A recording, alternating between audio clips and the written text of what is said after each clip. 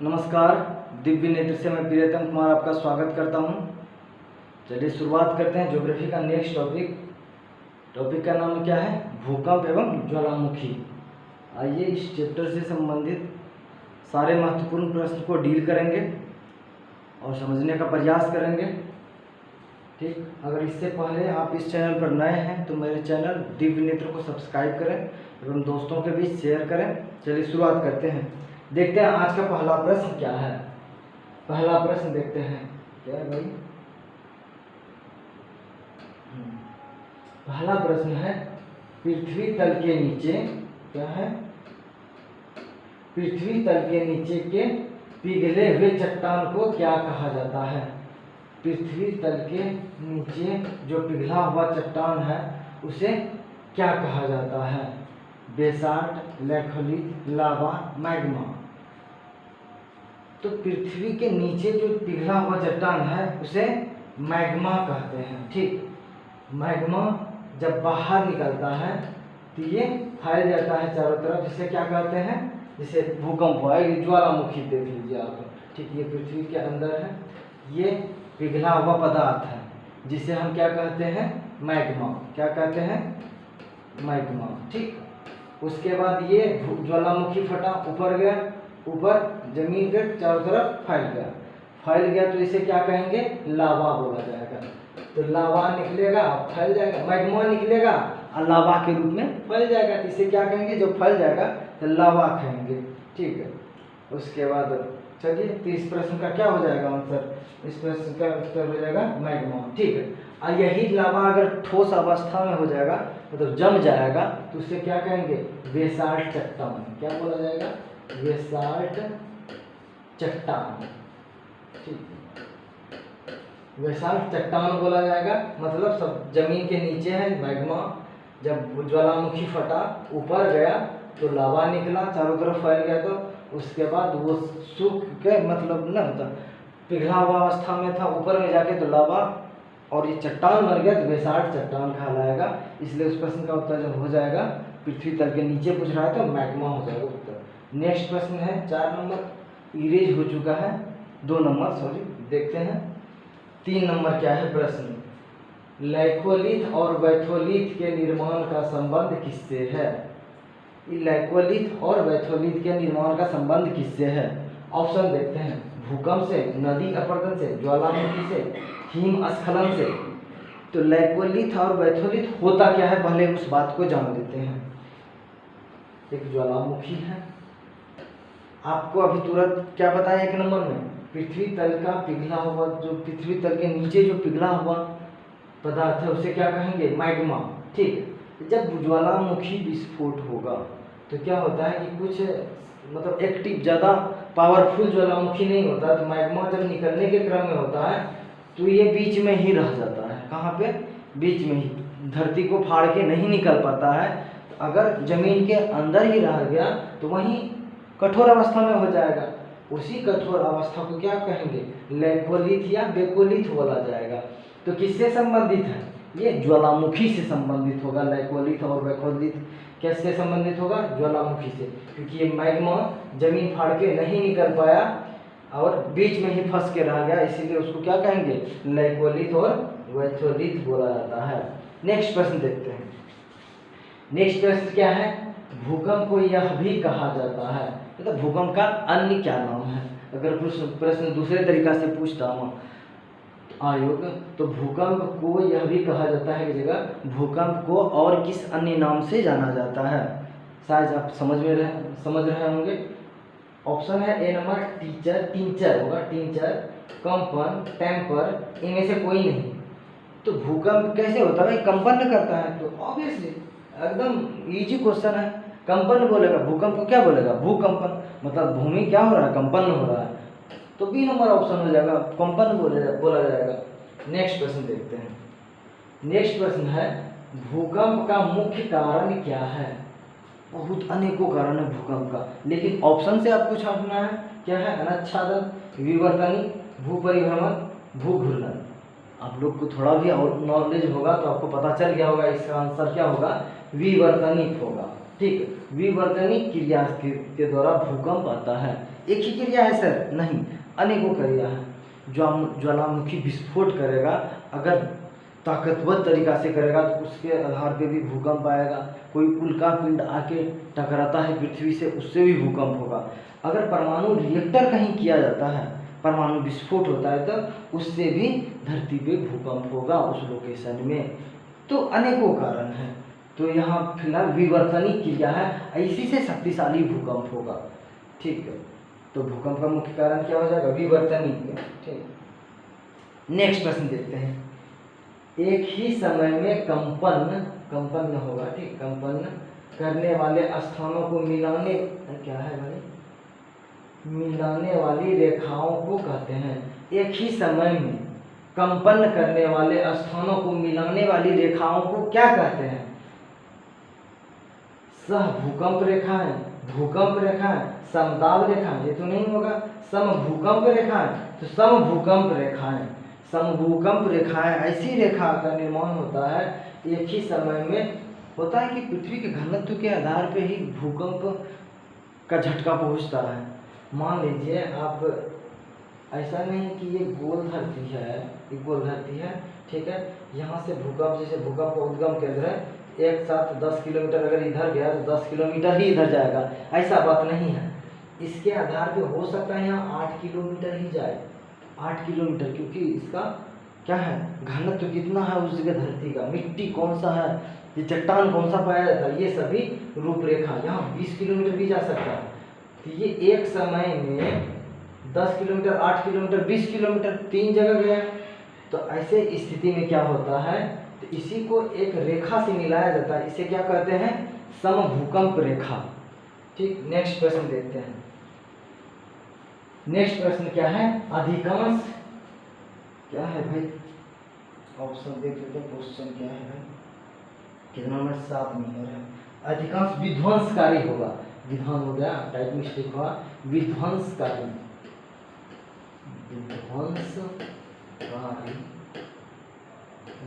विध्वंसकारी, विध्वंसकारी एक ही होगा। विध्वंसकारी भूकंप का कारण है।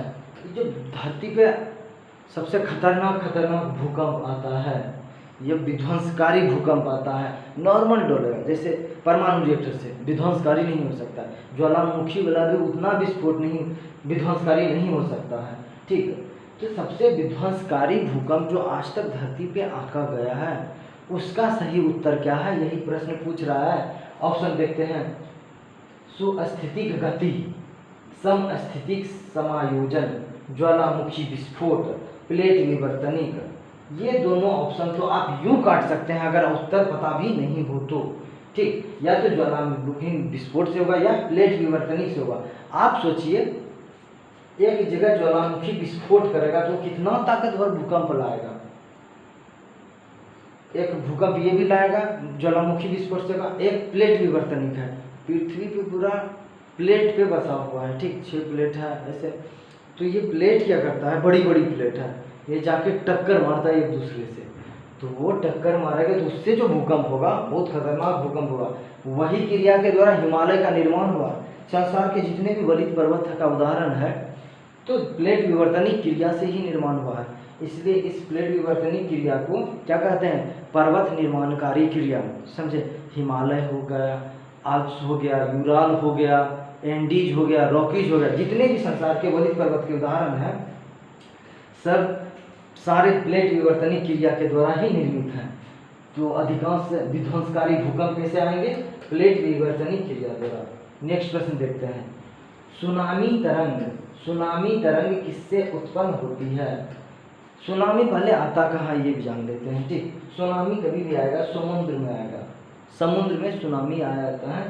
ठीक है, वही पानी क्या करता है, विशाल मात्रा में किधर भेज देता है? स्थल की ओर, जमीन की तरफ। ठीक है, तो वही सुनामी तरंग किससे उत्पन्न होता है? समुद्र के नीचे भूकंप से, चंद्रमा के आकर्षण से, समुद्र में ज्वार से, चक्रवात से। तो इस प्रश्न का उत्तर जो है, सुनामी जो आएगा समुद्र के नीचे भूकंप हो जाएगा। भूकंप किसी भी आधार पे समुद्र के नीचे हो सकता है। समुद्र के नीचे समुद्र के नीचे, समुद्र के तल पे यहाँ पे पानी भरा हुआ है। कल्पना कीजिए आप लोग, ठीक, यहाँ पे मान लीजिए स्थल भाग तो ये भी है और ये भी तो स्थल भाग है, भले इस पे पानी गड्ढा था, पानी भर गया, समुद्र बन गया। तो यहाँ पे जब भूकंप आएगा ऐसे स्थिति में क्या होगा, यहाँ पे पानी तरंग करेगा। ये तरंग क्या होता है कि ये तरंग चल पड़ेगा, कंपन करते हुए, तरंग करते हुए चल पड़ेगा, जाएगा कहीं कहीं इसको जमीन तो मिलेगा। अब सुनामी का एक प्रक्रिया जो है इसका, अब गणित समझिए कि जैसे स्थल मार्ग की तरफ बढ़ेगा तो ये विकराल रूप धारण करते रहता है। मतलब जैसे बढ़ते जाएगा 5 किलोमीटर ऊंचाई तक चढ़ सकता है, स्थल जाएगा 10 किलोमीटर ऊंचाई तक पानी चला जाएगा। तो ये आपको सुनामी जब बीच समुद्र में आएगा तो वहाँ पे इसका तरंग नहीं समझ में आएगा कि यहाँ सुनामी आया है जबरदस्त तरीके से, आपको लगेगा ज्वार भाटा हो सकता है, समझे। लेकिन ये जब स्थल मार्ग की तरफ बढ़ता है तो ये विकराल रूप धारण करता है और कई किलोमीटर तक, 100-150 किलोमीटर तक स्थल मार्ग में पानी घुसा देता है, 10-10 किलोमीटर ऊंचाई पे पानी भरने लगता है, ऐसा स्थिति है। तो समुद्र के नीचे भूकंप के कारण ही सुनामी आएगा। चंद्रमा के आकर्षण के कारण क्या होता है, समुद्र में ज्वार भाटा आएगा, चंद्रमा के आकर्षण के कारण भी और सूर्य के आकर्षण बल के कारण भी, ठीक है। और चक्रवात तो दूसरा है, उष्णकटिबंधीय चक्रवात या शीतकटिबंधीय चक्रवात, उष्णकटिबंधीय चक्रवात ही होगा, ठीक है। तो ये उत्तरी और दक्षिणी गोलार्ध में आएगा, ये ठीक बारिश करवाएगा, झमाझम बारिश। नेक्स्ट प्रश्न देखते हैं, निम्नलिखित में से कौन सा ज्वालामुखी मेक्सिको में स्थित है। मेक्सिको एक देश का नाम है, कौन सा मेक्सिको में है।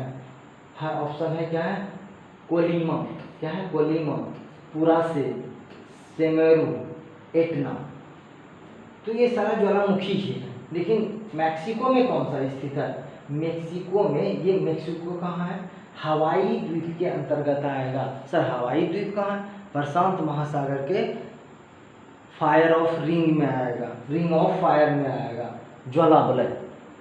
प्रशांत सागर महासागर का ज्वाला वलय किसे कहते हैं। पर आपको एक बात आज समझा देते हैं, एक प्रश्न यहाँ से भी डील कर सकते हैं आप। किस महासागर का आकार अंग्रेजी के ओ अक्षर के समान है। प्रशांत महासागर का जो आकार है अंग्रेजी वर्णमाला के ओ अक्षर के समान है, गोल अक्षर है, ठीक, गोल है प्रशांत महासागर, ठीक है। और किस महासागर का आकार अंग्रेजी के एस अक्षर के समान है। एस अक्षर के समान अटलांटिक महासागर और एम अक्षर के समान, ये सारे प्रश्न पूछ चुका है। एम अक्षर के समान किस महासागर का है, किस, तो हिंद महासागर का। आप देखेंगे ये भाग जो है इंडिया का, साउथ इंडिया का, ठीक है, और यहाँ तक अरब सागर, इधर बंगाल की खाड़ी। तो एम आकार का है हिंद महासागर, एस का आकार का है अटलांटिक महासागर, ओ आकार का क्या है, प्रशांत महासागर। तो ओ आकार को क्या बोला जाता है, इसके चारों तरफ विशाल विशाल क्या पाया जाता है, मतलब ज्वालामुखी पाया जाएगा। तो ये सक्रिय ज्वालामुखी का उदाहरण है, इसलिए आग का गोला निकलते रहता है और एक्टिव रहता है ये।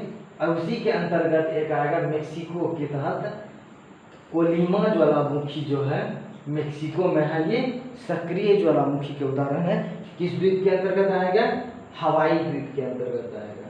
नेक्स्ट प्रश्न देख लेते हैं। नेक्स्ट प्रश्न क्या है, ज्वालामुखी के कीट के आकार के मुख को क्या कहा जाता है। मान लीजिए कोई ज्वालामुखी है, थोड़ा समझिए चीज को, ठीक, ये ज्वालामुखी है, यहाँ से मैग्मा निकल रहा है, मैग्मा निकलेगा तो ये क्या करेगा, मैग्मा ये एक अचानक नहीं निकलता है, ठीक है, आपको ये शंकु के आकार का रहेगा, लेकिन बाद में फिर से मैग्मा निकला तो ये करता है तोड़ देता है, तो तोड़ देता है तो इसका आकार कैसा हो जाता है, दिखाते हैं आपको, एक सेकेंड। ये तोड़ के ऊपर उड़ा देता है, ठीक है, तोड़ के ऊपर हो जाए तो ये कीप के तरह दिखता है, मतलब कीप के तरह दिखेगा, टीप ना, कीप के तरह दिखेगा। ये इसको क्या करेगा, ये जोर से फेंकेगा, ऊपर फेंक देगा, ठीक है। ये तो ज्वालामुखी की कीप के आकार के मुख को क्या कहा जाता है, केंद्र, ऊपरी केंद्र, क्रेटर, सिंडर शंकु, शंकु के तरह है तो इसको क्या कहा जाएगा, सिंडर शंकु, ठीक है। नेक्स्ट प्रश्न देख लेते हैं।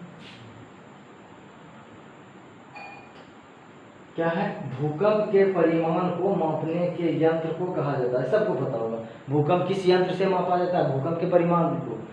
और आइडियोमीटर, आइडियोग्राफ, पेंटोग्राफ, क्या है, आर्गोग्राफ, सिस्मोग्राफ। तो इस प्रश्न का क्या उत्तर हो जाएगा? सिस्मोग्राफ। सिस्मोग्राफ से मापा जाता है और वो परिकलन जो किया जाता है रिक्टर स्केल के आधार पे। किस पे? रिक्टर स्केल के आधार पर। और मापक यंत्र का क्या नाम है? सिस्मोग्राफ यंत्र है। ठीक। उसी प्रकार जैसे वोल्टमीटर से वोल्ट नापते हैं, अब वोल्ट का परिमाप होता है, उसी प्रकार सिस्मोग्राफ से मापते हैं भूकंप को। और उसके बाद यही प्रश्न है, इजी प्रश्न है। नेक्स्ट प्रश्न देखते हैं। सर्वाधिक सक्रिय ज्वालामुखी कहाँ पाए जाते हैं? अभी जस्ट बोले थे सबसे ज़्यादा ज्वालामुखी कहाँ पाया जाता है? हवाई में, जापान में, कोलंबिया में, नन ऑफ दीज। सबसे सक्रिय ज्वालामुखी जो पाया जाएगा कहाँ पे? मेक्सिको का भी बताए थे, प्रशांत महासागर का। हवाई में पाया जाएगा, अब बोल है प्रशांत महासागर, तो हवाई में ही पाया जाता है सबसे सर्वाधिक सक्रिय ज्वालामुखी। ये कहाँ पे स्थित है? प्रशांत महासागर में। ठीक, हवाई द्वीप का नाम है। नेक्स्ट प्रश्न देखते हैं। भूकंप केंद्र के नीचे का बिंदु क्या कहा, मतलब बिंदु क्या है? भूकंप केंद्र का नीचे, अब मान लीजिए कहीं भूकंप आया, ये धरती है, ये क्या है? धरती है। धरती के नीचे कहीं तो भूकंप का केंद्र होगा, उस केंद्र को क्या कहा जाता है? केंद्र को क्या कहा जाएगा, यही पूछ रहा है। ठीक है, तो यहाँ पे भूकंप का जो धरती के नीचे जो केंद्र बना है उसको क्या कहेंगे? मुख्य कहेंगे, केंद्र कहेंगे, ऊपरी केंद्र कहेंगे, फोकस कहेंगे। तो ये नीचे वाला केंद्र जहाँ से भूकंप का उद्गम स्थल है उसे क्या कहते हैं? फोकस कहते हैं। क्या बोला जाएगा? फोकस। नेक्स्ट प्रश्न देखते हैं। नेक्स्ट प्रश्न क्या है?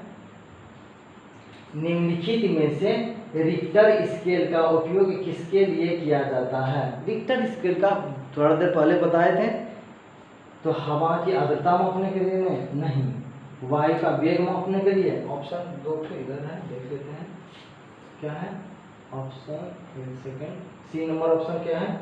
भूकंप का परिमाण मापने के लिए, तरल का घनत्व मापने के लिए। तो आपको अभी तुरंत बताए थे सिस्मोग्राफी यंत्र से भूकंप की क्या भूकंप की तीव्रता मापी जाती है, लेकिन उसका जो परिकलन है, परिमाण जो निकाला जाता है वो क्या है? वो क्या है? देख लीजिए क्या है? Richter scale. रिक्टर स्केल के आधार पर ही उसका परिमाप ज्ञात किया जाता है। किसका? भूकंप का। ये तो आंसर था। ठीक, नेक्स्ट प्रश्न देखते हैं।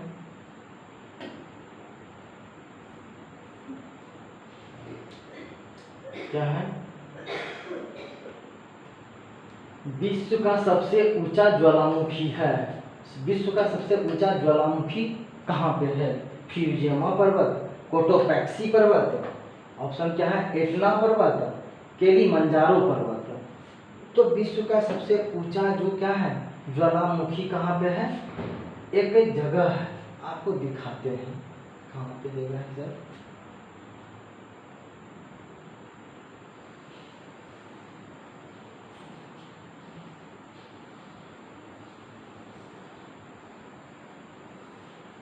दक्षिण अमेरिका। ठीक है, यहाँ पे दक्षिण अमेरिका के पश्चिमी तट के सहारे क्या है? एंडीज पर्वतमाला है, जो कैसे कैसे निर्मित हुआ? प्लेट विवर्तनी क्रिया द्वारा वलित पर्वत का उदाहरण है। इसी जगह एक देश है, देश का क्या नाम है? देश का नाम, एक सेकेंड याद भी है, थोड़ा सा मिस कर जाते हैं। देश का क्या नाम है? हाँ, इक्वाडोर। देखिए इजी नाम था, इक्वाडोर। ठीक है, इक्वाडोर देश का नाम है। इस जगह देश का क्या नाम है? इक्वाडोर। इक्वाडोर की राजधानी कहाँ है? क्योटो। इक्वाडोर की राजधानी है क्योटो। क्योटो के नजदीक ही क्योटो। ठीक, क्योटो के नजदीक ही ये कोटोपैक्सी, क्या नाम है? कोटोपैक्सी पर्वत है। और वो कोटोपैक्सी पर्वत कैसे बना है? बलित पर्वत का तो उदाहरण है, लेकिन यहाँ ज्वालामुखी भी निकला है, क्योंकि यहाँ पे क्या है? प्रशांत महासागर है। तो यहाँ प्रशांत महासागर के किनारे क्या है, रिंग ऑफ फायर है। ठीक, ये क्योटोपैक्सी पर्वत जो क्योटो के नजदीक, इक्वाडोर देश है और उसकी राजधानी क्योटो है, क्योटो के नजदीक क्योटोपैक्सी पर्वत है, वो संसार का सबसे ऊंचाई पे स्थित ज्वालामुखी है। तो विश्व का सबसे ऊंचा ज्वालामुखी कौन होगा, क्योटोपैक्सी पर्वत। किस देश में है, किस देश में है, ये तो बोलते हैं, क्या नाम था, इक्वाडोर में, राजधानी, इक्वाडोर की राजधानी क्योटो। ठीक है, उसके बाद ये किस महाद्वीप में स्थित है, दक्षिणी अमेरिका महाद्वीप में। किसके सहारे, प्रशांत महासागर के सहारे। किसी अभी आधार पे प्रश्न पूछेगा आपसे, बनना चाहिए। ठीक है, हो गया, लगभग सारे प्रश्न का उत्तर दे दिए। ठीक है, मिलते हैं नेक्स्ट वीडियो में, तब तक नमस्कार।